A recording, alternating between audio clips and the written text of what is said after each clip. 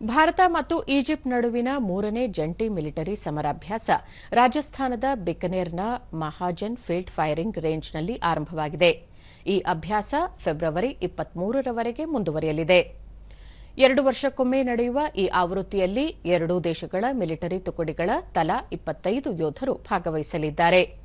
ಇದು ಉಭಯ ದೇಶಗಳ ನಡುವಿನ ಮಿಲಿಟರಿ ಸಂಬಂಧ ವೃದ್ಧಿ ಹಾಗೂ ಸಮರ ಕಾರ್ಯಾಚರಣೆಗಳ ಕಾರ್ಯತಂತ್ರ ಹಾಗೂ ಮಾಹಿತಿಗಳನ್ನು ವಿನಿಮಯ ಮಾಡಿಕೊಳ್ಳಲು ನೆರವಾಗಲಿದೆ.